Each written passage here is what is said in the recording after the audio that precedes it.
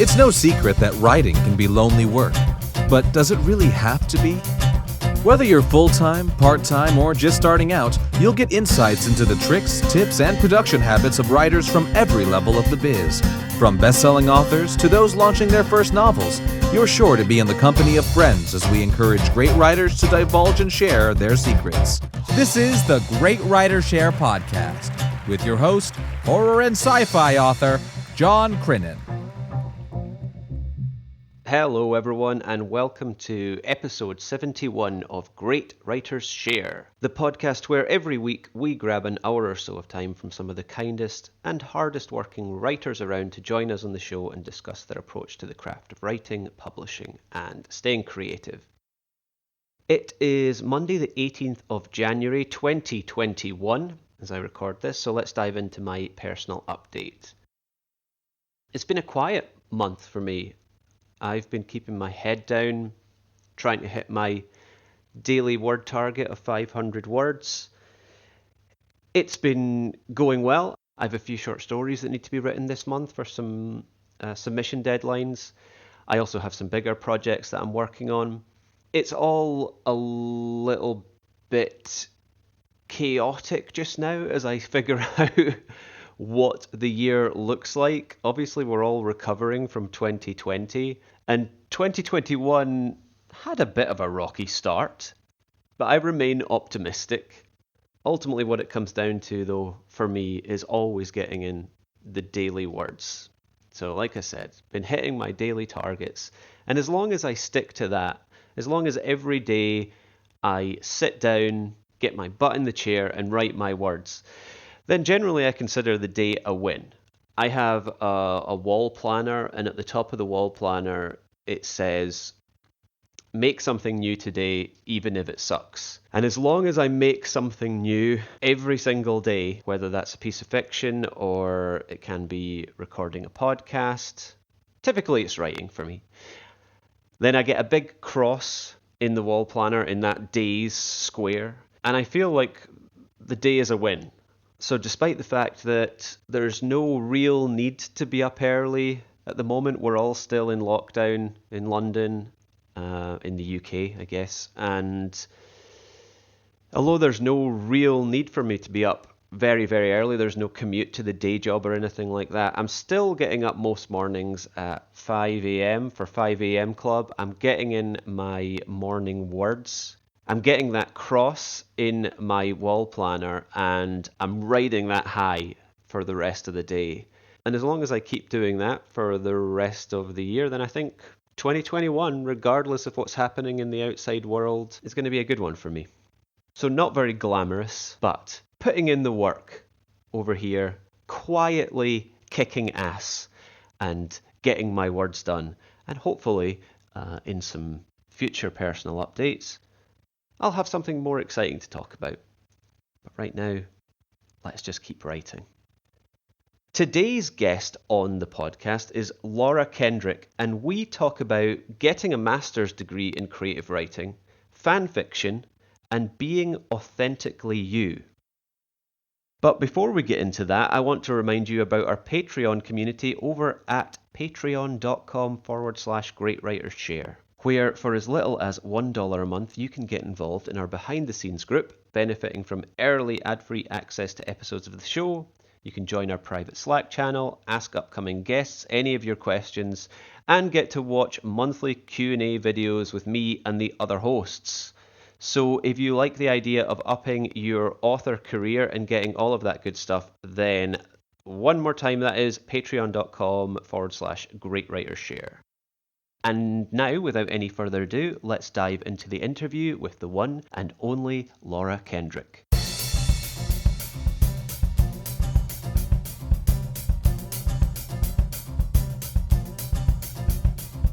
Laura Kendrick is a Manchester-based, multi-genre author with a love of the strange and unusual. 2021 will see the release of her swashbuckling fantasy adventure novel, The Silverdeer Chronicles, plus a dystopian YA novel titled Collarless. She is right now in the process of getting her master's in creative writing and, just today, when we are recording this, has launched a podcast with fellow author, and Great Writers Share guest Samantha Frost. Just as a little aside of the intro, I tried to write a snappy description of the podcast and failed terribly, so maybe we can talk a little bit about that later with Laura. But anyway, back to the bio now. Alongside writing, she is the proud owner of a small menagerie of pets and the complete collection of Diagnosis Murder, that's TV episodes and books. And I met Laura as part of Dan's NaNoWriMo bootcamp last November, and I am very pleased to welcome her to the show. Laura, thank you for joining me. Thank you for having me. Oh, it's a pleasure. It is a pleasure. I like the fact that I'm getting to interview some of the characters that I met and bonded so closely with back in the NaNoWriMo bootcamp. Anyone who listens to the show will remember Sam's episode. She was also in the bootcamp. So I kind of like the idea that we're coming into this now, and this is going to make a nice little double bill, I think, with this episode and Sam's, not least because you guys are now joining up and podcasting yourself. But before we get to the podcast and everything else and the bootcamp, I thought it might just be a good idea, since you're just at the start of your publishing journey, not at the start of your writing journey, but of your publishing journey, if you could tell us about that writing journey so far. Okay, so I'm going to be one of those people that's like, I've been writing as long as I can remember, which I have, but originally I wanted to be a zookeeper. So I've always loved writing stories. I've always loved reading stories. Like, I used to hide my light behind a pile of books so my mum couldn't see in the corridor that I was reading at like 3:00 in the morning. But I wanted to be a zookeeper, and then that dream got dashed. And then I wanted to be a teacher of secondary school kids, and that dream got dashed. And then I was like, just sort of, I was writing, but like it was never like, I don't know, I wasn't taking it seriously. All I was doing was writing just like role play stuff. I was writing fan fiction. I was writing little stories. I had like a blog with like little original fiction stuff on it. And then a couple of years ago, one of my friends was like, I was like, I need to start getting serious. And I thought that maybe doing the MA was the way to do that. And then I've since realised that if I'd just joined a couple of Facebook groups, I wouldn't have had to do the MA. Okay, fair enough. That actually does bring me up, because the Masters, the MA, is something that I really want to dig into a little bit, because that structured learning about creative writing is something I know nothing about. So I'm wondering, where are you in the MA just now? Is like, how long is that course? Where are you right now as we talk in that timeline? I'm right at the end of it. So I should have finished my dissertation last year, but because of good old Rona, our best mate Rona came along, and then now like it's just they extended the deadline. So I was like, well, now they've extended the deadline, I can do NaNoWriMo. So yeah, I'm right at the end of it, because I had published a little thing of short stories on Amazon, but it was literally like a slapped on homemade cover. It hadn't been edited properly. It'd been edited, but not like properly edited, like what I would do now. And it was, I ended up, I think I made about 15 quid off it, which was mostly friends buying it. And then I took it off Amazon about a year ago and was like, right, I'm going to do my MA, and then I'll be able to like redo it, repackage it, resell it. Wow, I didn't know about the short stories collection. I think every writer, though, has that, or maybe not every writer, but I certainly share that same story where early on, when I started writing with the intent of indie publishing and started to learn more about that world, I did sort of quietly sneak out a little short story on Kindle with, a cover that I'd made myself, hadn't really edited, I don't even know if anyone had properly proofread it. And I think I quickly unpublished it. Maybe before anyone bought it, maybe like one or two people bought it. But I was just about to say, when you said 15 quid, I think that is very respectable. How long was it up and available for to make that 15 quid? Because that's like, if it was just a week, then 15 quid in a week is good. If it was a year, then maybe that's not you're not enough to retire on. I think it was about a month because it was mostly friends that bought it. It was mostly people that I'd already shared bits of the short stories with, and they were excited to read it. Yeah. So So is that one of the things then that is in your back pocket that you are going to redo? Because this is one of the questions I have about the MA is like, what kind of writing are you doing? I'm going to jump around a little bit, but obviously in my intro I said you've got a novel coming out. You've actually got, I think, 3 novels coming out in 2021, planned novels. yes. Yeah, that's right. So that's the Silverdeer Chronicles, both 1 and 2, and Collarless.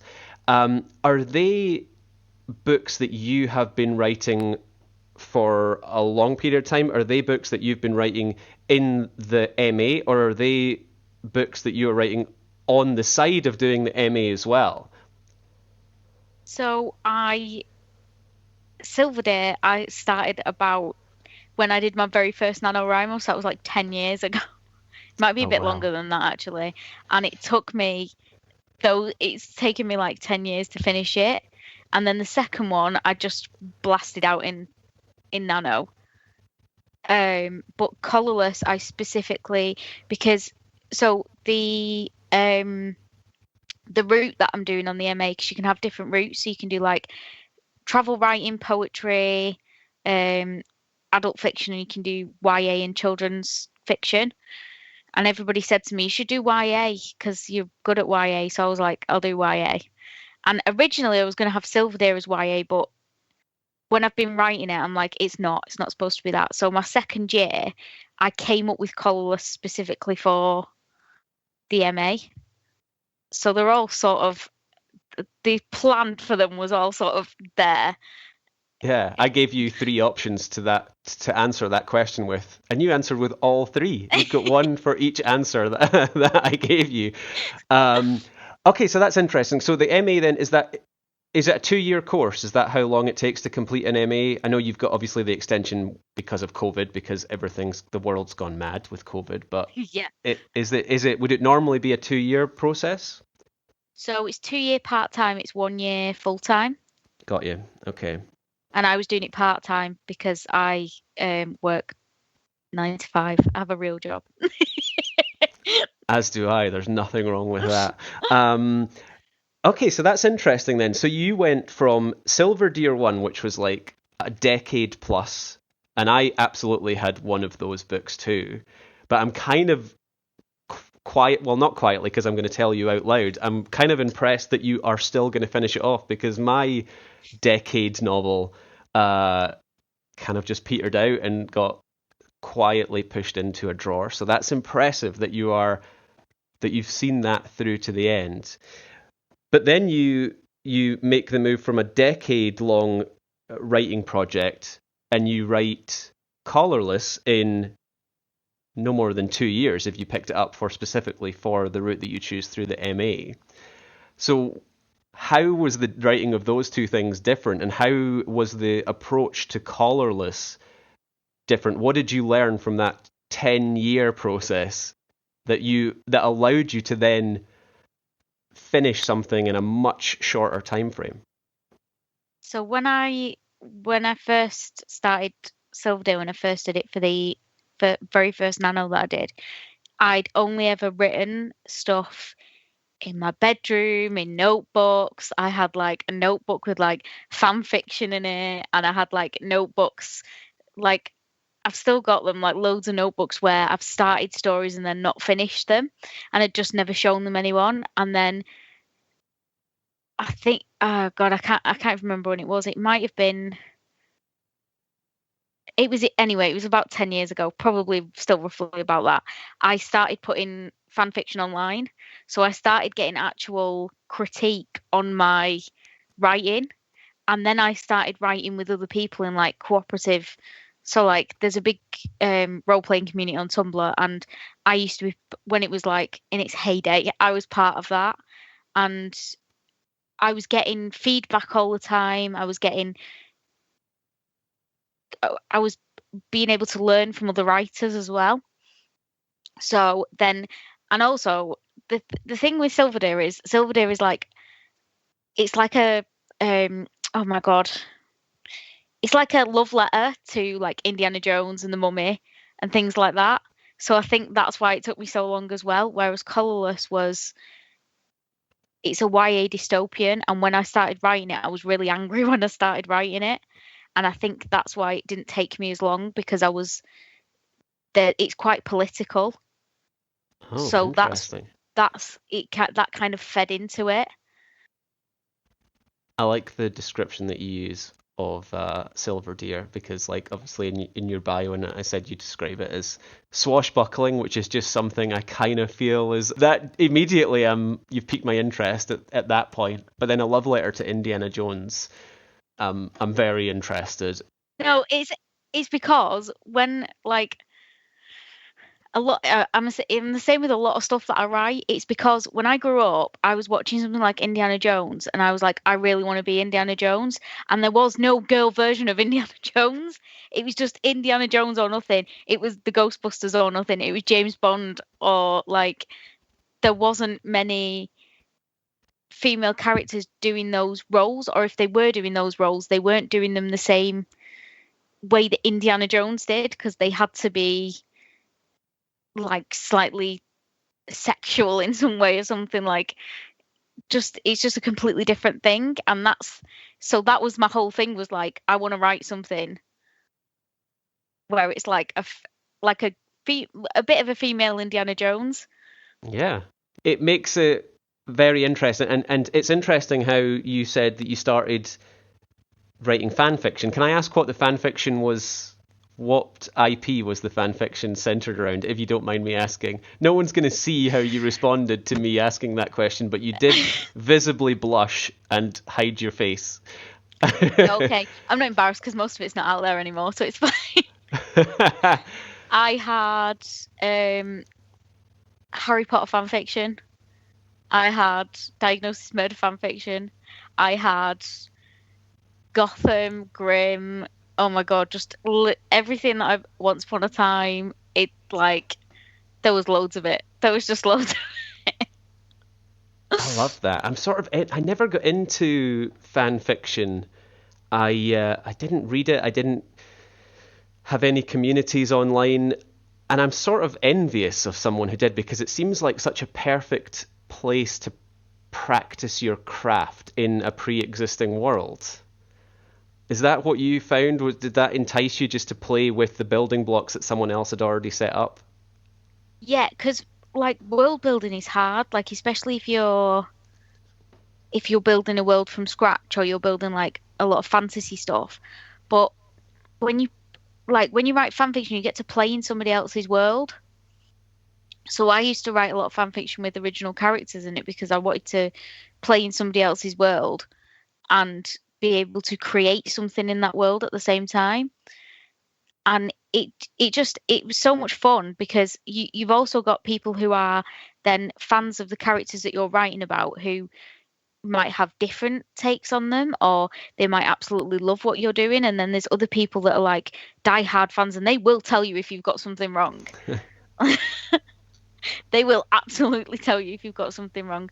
But it did everything for, because if you're just sat in your room writing to yourself, and maybe like you show it to like your best mate or your mum or something, it never really builds your confidence properly.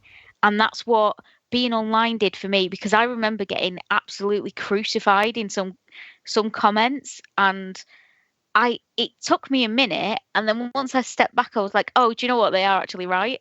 And then it also helped me build a thick skin, because I was like, there were other times where it was just people who just hated it, and I was like, well, I don't care, because I like it, and doesn't matter.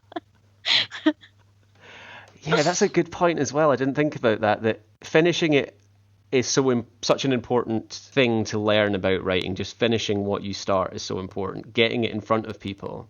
But because you're getting it in front of people who already know and love the world, yeah, they are going to be perhaps judging you on another level than something that's a completely new IP. And the fact that you can build your thick skin, and I was going to call it a safe space, but the internet is not a safe space whatsoever. Not at all.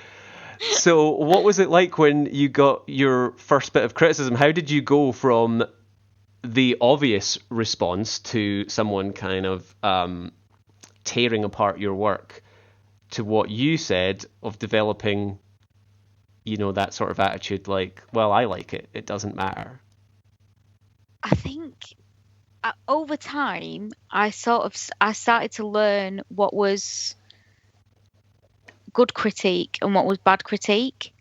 And you can always tell if somebody just writes, when you first get a comment that's like somebody just writing, I hate this on it, it crushes you.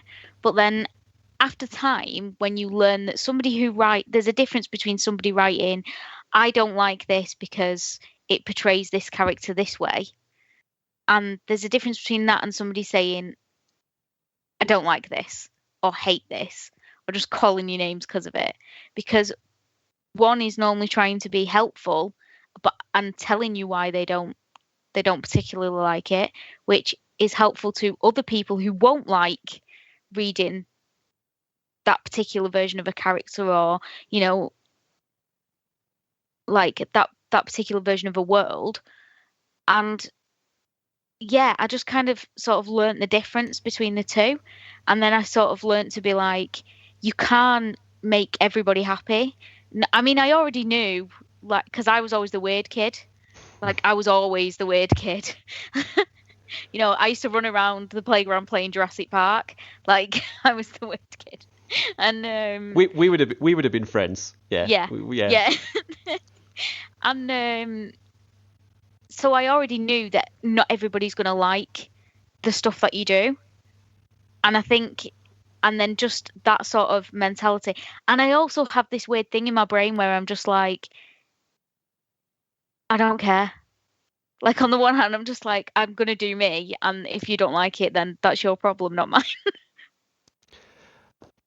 Okay, so this makes me think. I'm going to jump around in topics, but just when you said that, this makes me think about it. Like, because I think, and correct me if I'm wrong, I'm not even sure if this is really a question, but I think like that being authentically you, or being quite genuine, is something that's quite important to you, or maybe just comes naturally.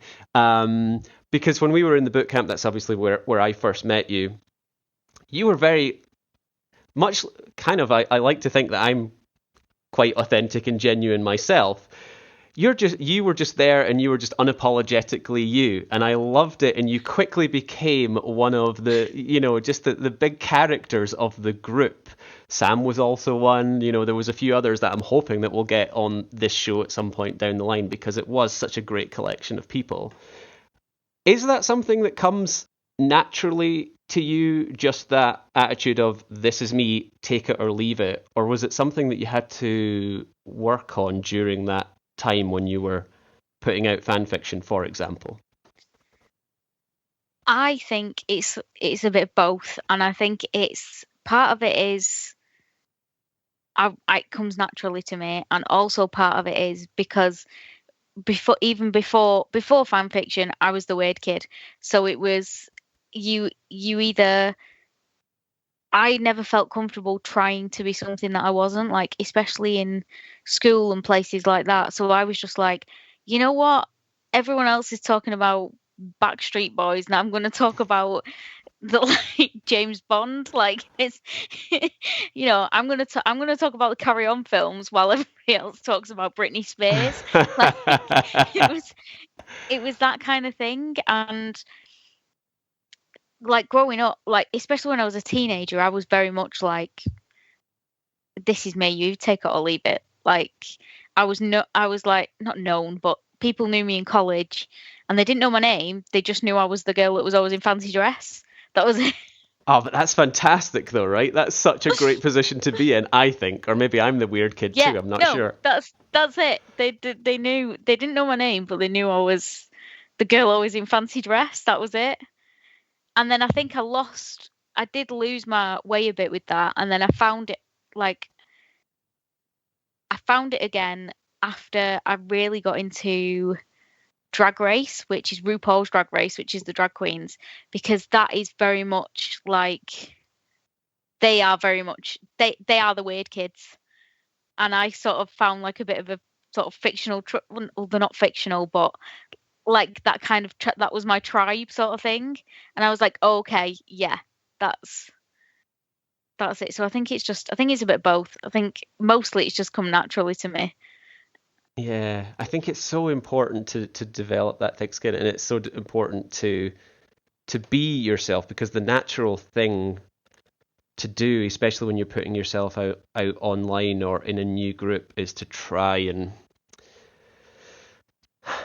I don't know, to try and mirror this sort of mood, to try and mirror what everyone else is doing.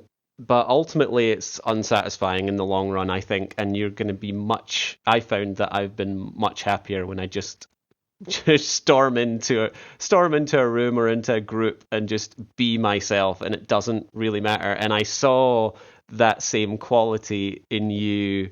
I saw it in Sam too, and it's very appealing, and it's clear because we've both come out of the boot camp with a lot of friends. Like, people are drawn to that quality when you can just be yourself. And if anyone could bottle it, it would be a big seller. It would be great. I don't exactly know how I got to this mindset. I was a punk rock kid, so also one of the Nice. weirdos. So I Yep. think it's like an old punk rock attitude too, but it's still something that I have to remind myself to do, and that's why I was wondering if maybe there was something that you actively did, or maybe it's just self-acceptance. That makes me think then, because you've spoken about community when you were talking about the fan fiction community. You also kind of talked about community when you mentioned your MA and you were writing amongst other writers. And there's the obvious connection to community because both you and I met in a writing group. What was your experience of boot camp way back in November? I have mine, and I'm wondering what yours was looking back on it now a few months on. So I went into boot camp thinking, because I'm really introverted. Like I really, really need my own space. The pandemic has been like my like it's been everybody else's hell and it's been my heaven because I've been like allowed to work from home and I've not had to feel obligated to go out anywhere. So I went into boot camp thinking, right, I'm just going to be the weird kid in the corner. Obviously, everybody else is going to be writers as well. Some of them will be a little bit weird, but I imagined that it was just going to be like, I don't know. I just imagined I was going to go in, get my words, and then leave. And then when I got in there, it was completely different.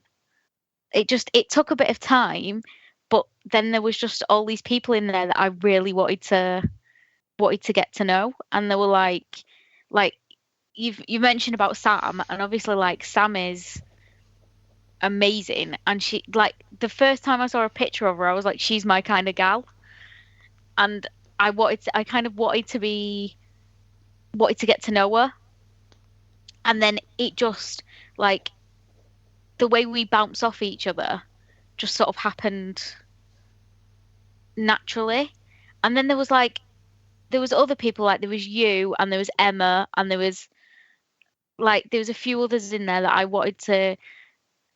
I did want to get to know, but I'm actually quite shy, so I don't like to bother people. It's more like I don't like to bother people, so I will just be like, right, okay, I'll take a step back. I'll maybe send a meme once in a while. That's that's it, and then we'll see if we start a conversation. And then yeah, that was it. And then we had like sessions on like a Saturday and Sunday where they weren't as structured and there was quite a few people in them, and like Deb is another one who is, she's amazing. She's such a character. Like she just drops, she just sounds like she's had the most interesting life. And when she drops random facts in, and I love somebody that, because I love hearing stories. So I love listening to other people talk about themselves and their stories and like where stuff's come from. And every time she started talking, it was like, sorry, can you just go back to that, and can we talk about that for a minute? And then yeah, the Saturday sessions, we just ended up like, there was 4 or 5 of us that just constantly were on them, and we would spend like 8 hours talking. And most of, I mean, me and Sam still got our words in anyway. We had like 15,000 word days that day, and we maybe spent like 6 of them talking. Yeah, I remember coming in on a couple of the weekend epic sessions, and I definitely had my best word days. I never had the lofty height word days that you guys achieved, but I think I had like a 5,000 word day, which for me is really, really good on a Saturday session. And it was like 10 hours or something. I don't even remember exactly how long ago it was, but I think it's kind of amazing.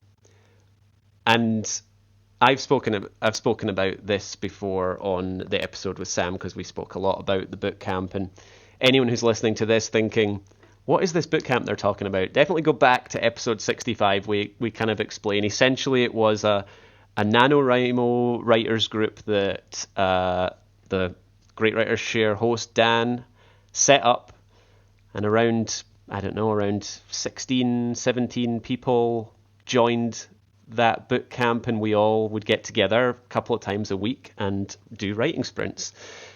And there was just this perfect storm of people that got together. I only signed up at the last minute, jumped in, found this incredible community, and can't believe that we're months on and still meeting up. Like on Saturday night, I jumped into a call with you and a couple of the other OG members of boot camp, expecting to jump in just to say hello for 5 minutes, and we were still talking at 2 a.m. in the morning.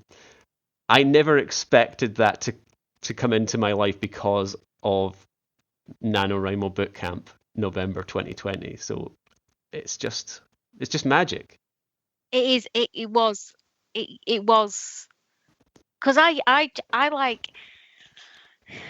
I don't know. After November, sort of as we came to the end of November, I was like, right, we're gonna do like the leaving party thing, and then probably half of these people will never speak to me again, because it will be like that thing.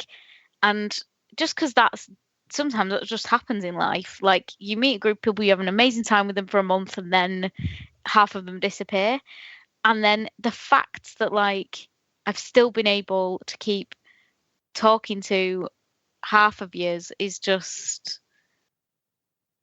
it's filled my cold little heart with joy.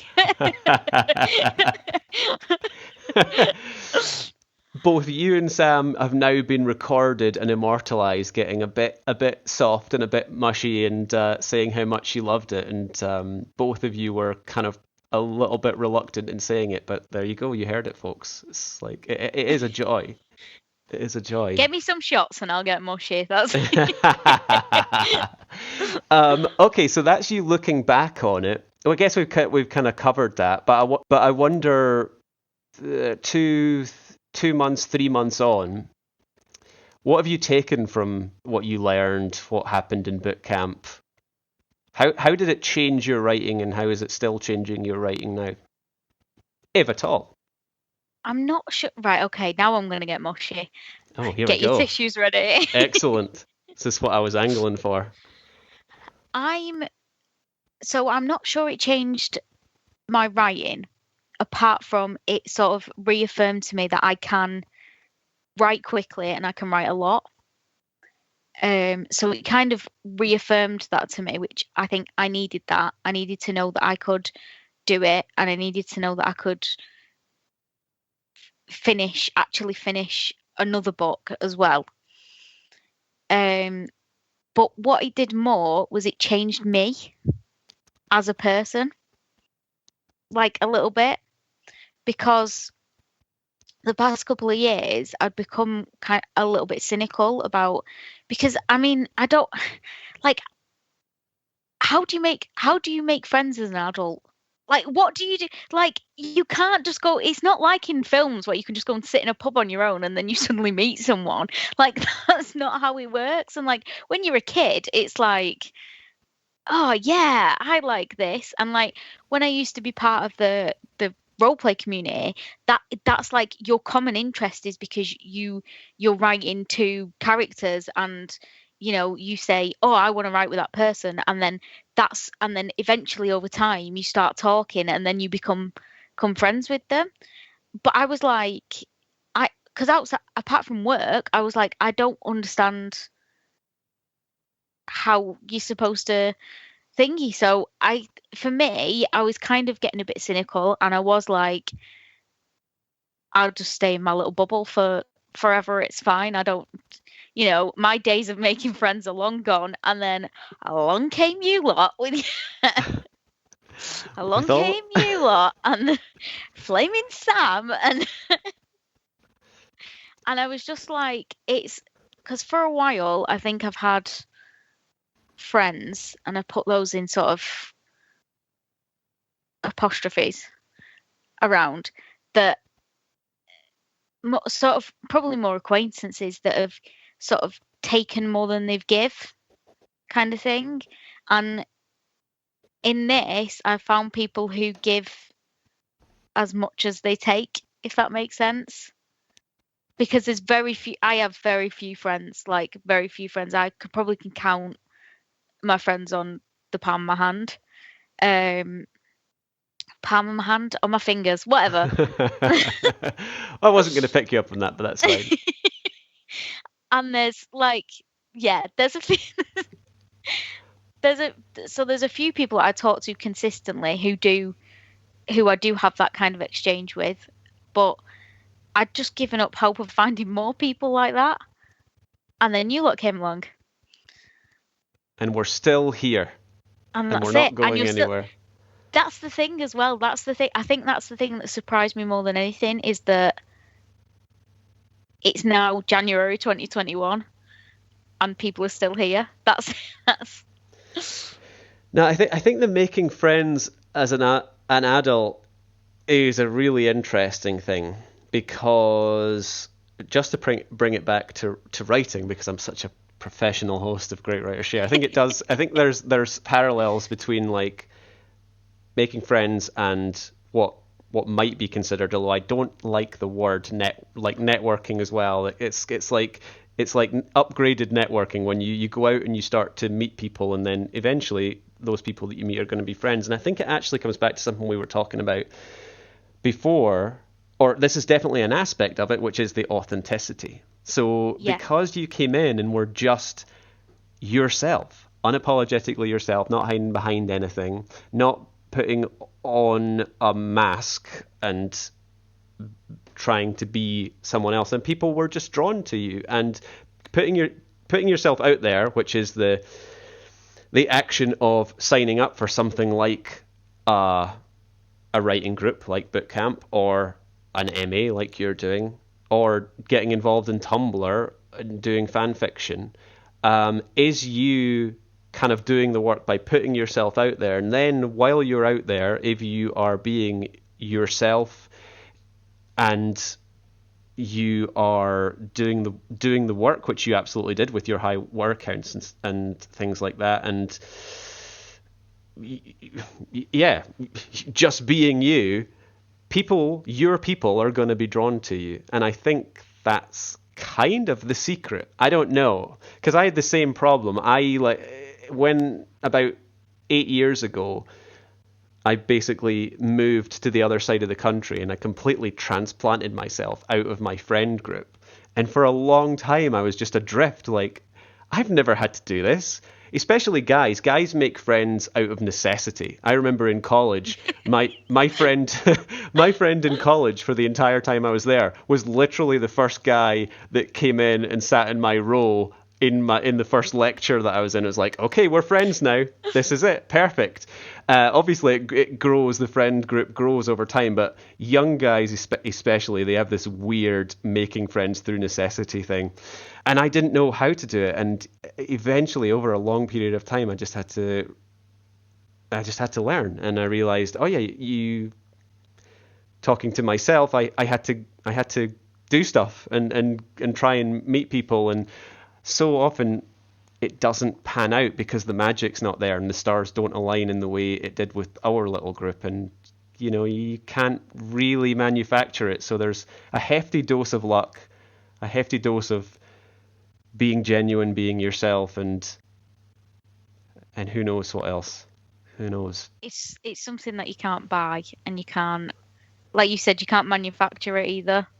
Yeah. It's either there or it's not. And I just got very, very, very, very, very, very lucky.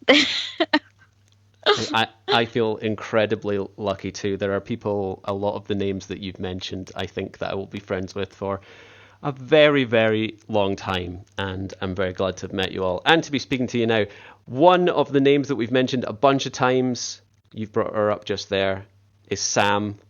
I just want to dig in. This is, again, there's no structure to this, and this is a perfect time to bring up the new podcast that you guys just launched. It just came out yesterday. As I said in my intro, I had a little aside in my intro. I never break intros normally in the podcast, but I had to at least mention the fact that I did try to write a snappy descriptor for this podcast. I'll let you name it in just a second. And I failed spectacularly. So tell us about the podcast, Laura. So the podcast is called the Mom Ite Podcast.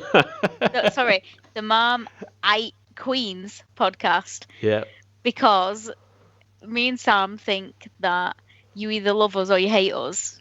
Like Marmite, other brands of yeast extract are available. And we didn't want to get sued by Marmite, so we were like, if we do it Marm, and Marm is spelled A-M apostrophe A-M, and then I is A-I-G-H-T, it would be fun. And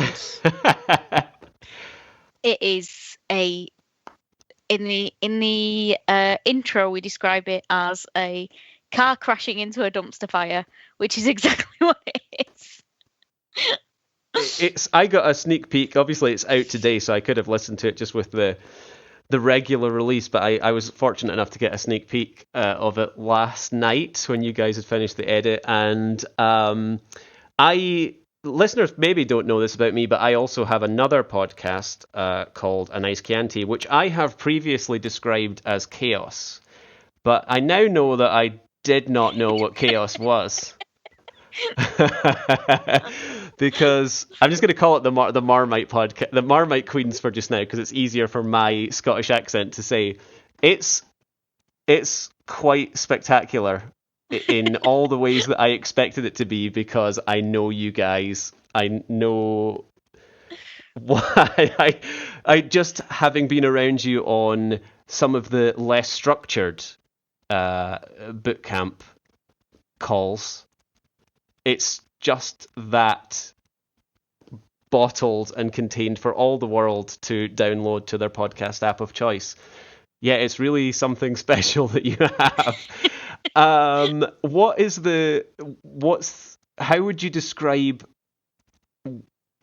other than a car crash into a dumpster fire, how do you describe like the content and what you guys talk about on there? Because there's a structure. There's a little bit of a structure to it. I think you're doing yourself a slight disservice. We have a little bit of a structure. So we do. When me and Sam were talking, Sam was like, we should do a podcast. And I started laughing, and she was like, no, we should do a podcast. And I laughed again. And then she was like, no, we should do a podcast. And I was like, okay, then. And when we were coming up with the structure, it was originally just going to be things we loved and things we hated. And then I was like, maybe we could do something a bit more. So now it's basically us shooting the shit, and then we have a randomly generated word that we have to find stories about. So we do like one thing we've loved and one thing we'd hated throughout the week. And then we do a randomly generated word, and we go away and we find weird or entertaining or funny stories, and then tell them to each other and just hope that the other one hasn't heard them. And we don't tell each other them before the podcast either, so it could literally be anything. And that was it. And then that was it. And then we recorded the first one on Sunday, and we were like, yep, let's just do it. Let's just throw it out there. I like it. You've definitely got a subscriber in me. I like the fact that you go away and sort of do some research beforehand as well. And I was just wondering, like, because ultimately researching stories for your podcast and maybe doing research for writing, there's some parallels there. So I was just wondering, like, when you get presented, I know you've only done it once or twice now, but when you get presented with a new word, what's your process to go away and research that and try and find the juiciest stories that you can around that, if there is a process? So I like really weird, really weird facts. I've got a book downstairs on cannibalism, and I've got a book about octopuses, and I've got a book about dead people downstairs. Like, I've got like so many random facts in my head as well, because I love reading weird stuff. So I will literally go on, like, our word this week was fireman. So I literally just went on Google and typed in weird stories, fireman, and then I went through about 3 pages on Google until I found this like list of obscure ones. And then from that I went Googling some more and found like more stuff out. And that's basically it, because I do a similar thing for my for like the newsletter that I do, and I do it when I'm writing as well. So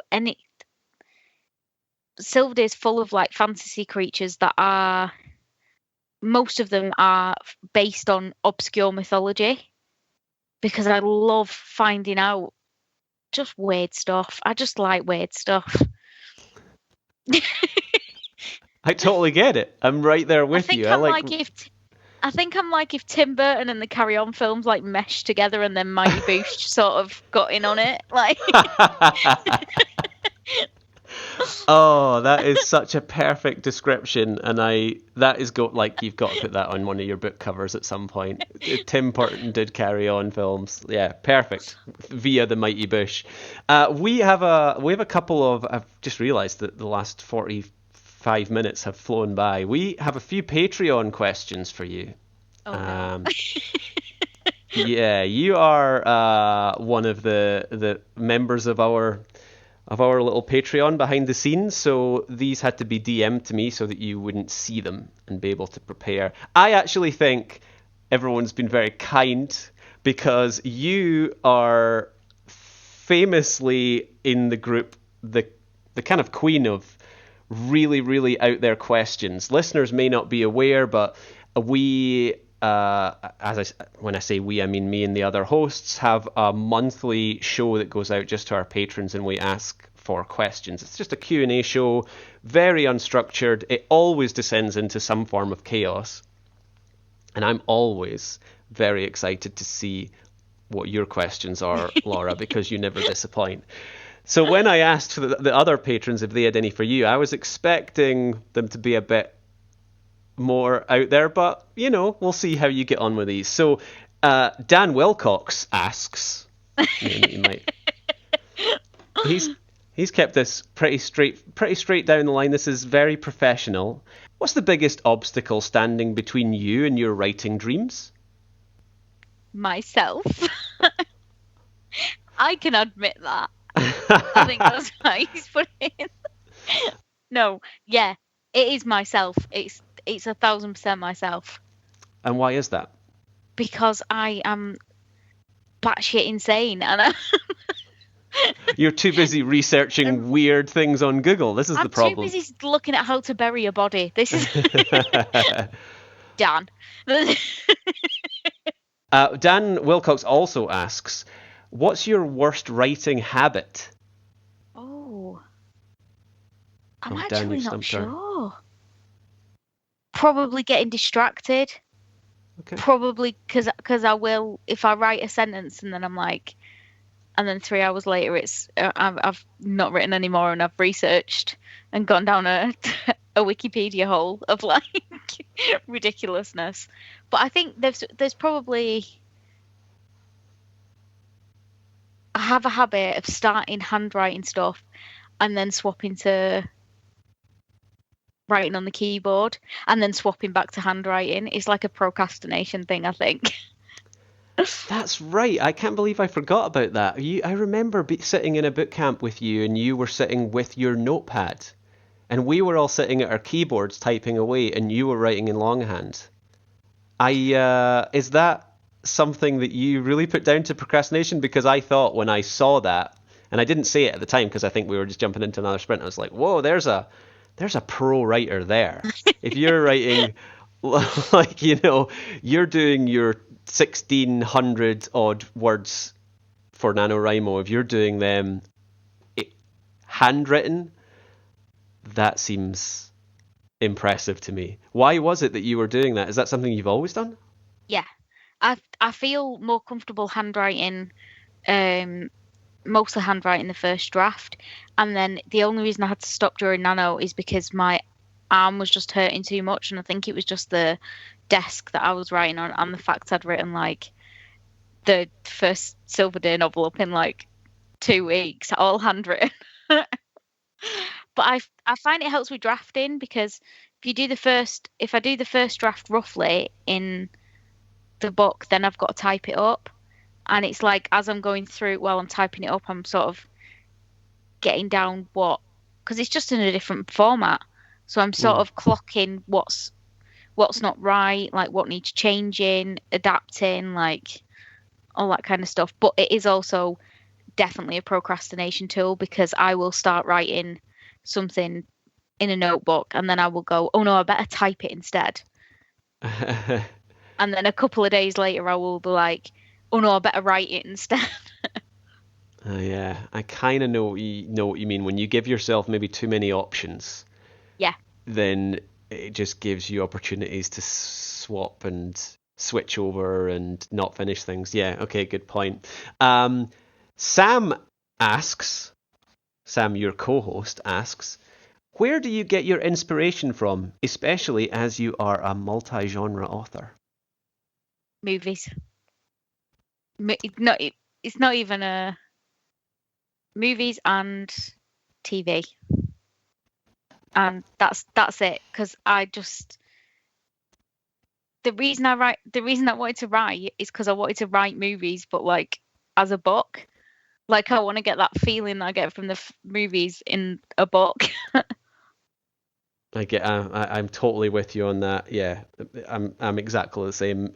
More so with movies than with other books. I'm definitely more of a movie geek than a book geek. Or a movie fan than a reader. Sam also asks, what would you say are your 3 dominant character traits? Loyal, aggressive,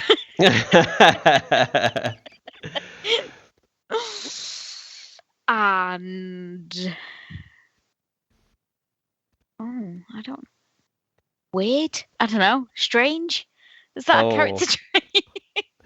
I'll take it. Yeah, definitely. We're going to go with weird, because this just in, Sam also asks, and this is where the questions really step up a notch, and I'm getting pretty pleased with them. Of those loyal, aggressive, weird character traits, can you please play Fuck, Marry, Kill? Which do you want to fuck? Which do you want to marry? And which do you want to kill?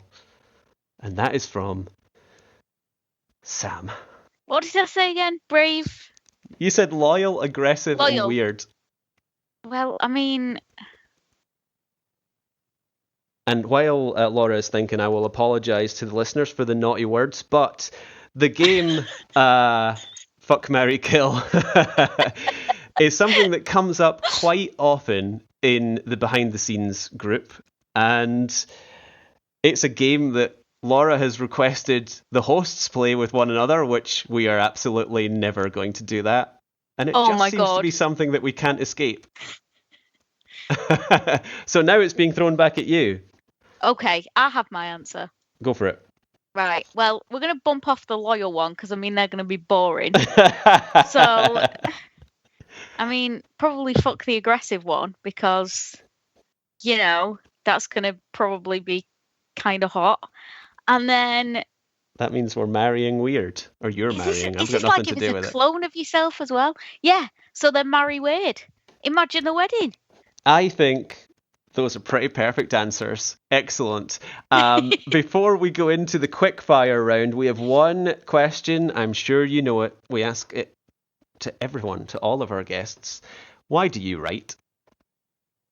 Because if I didn't, I would go insane. And also I would be incredibly trapped. That's literally it. It's another form of freedom. Like, it's another place to escape to.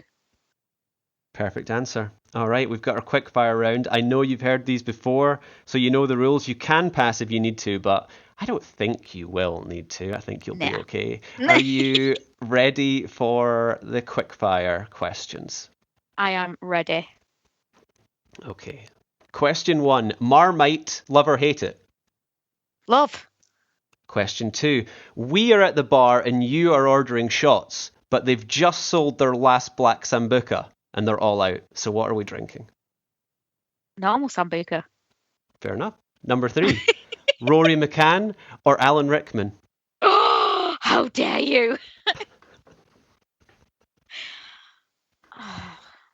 Alan Rickman's dead, so Rory McCann. Fair enough. Question 4. What's the most exotic animal you have or would like to have in your ultimate menagerie of pets? It used to be a tiger, but now I just really want a capybara. Capybaras are like giant guinea pigs. Yep. Good answer. Question 5. What's your favourite word? Fuck. Question 6. Oh no. Question 6. Oh no, it's the zombie apocalypse. What is the first thing that you're doing? Getting a cricket bat, going to the Winchester. And waiting for all this to blow over. I love it. Question 7. What is the last weird fact that you learned? The amount of I can't say it because it's too rude for that. Okay, you can tell me after we finished recording. I'm very intrigued now. Question 8. Pineapple on pizza. Is that a good or a bad thing? Ew, no, get out. Question 9. What book are you currently reading? The Sisters Grimm by... I don't know who it's by, but The Sisters Grimm. Question 10. You may recognise this one. Your plane crashes on a mysterious island. There's no food other than the bodies of the 4 Great Writer Share hosts. Who are you eating first and why? You're not so... Right, so you're out because you're not supposed to eat... You're not supposed to eat meat eaters because that's how you get ill. And you eat a lot of steak and eggs. I do. I'm definitely not bumping off Faye because she knows how to handle a gun. And I reckon she could be pretty good at hunting as well. In fact, I think she is a hunter or something. I don't know. I believe she is. It's down to Dan and Holly then. I don't think either of them are vegetarians, just by your logic of why I'm out. Both of them. One for dinner, one for dessert. And that was your question 10, so one little bonus one. Question 11. Where can our listeners find out more about you and all that you're working on? I am on Instagram, is probably the best place to find me, where I do lots of lip syncs and stuff at Better Late Than Novel. Yeah, I will put all the links into the show notes, so websites, Instagram, also links to the new Marmite Queens podcast. Laura, thank you very, very much for joining me on the show. Best of luck with everything you've got going on. Thank you for having me. It's been very fun. Thanks for listening to this episode of the Great Writer Share podcast. Tune in next week when Faye will be joined by Jenna Green. Don't forget that you can catch up on the entire backlist of Great Writers Share episodes, plus a ton of behind-the-scenes content, early access to episodes, our Slack group, monthly Q&As with me and the other hosts, and even one-to-one coaching from Dan by joining our Patreon from as little as $1 a month. Head on over to patreon.com/Great Writers Share for all the details. Until next time.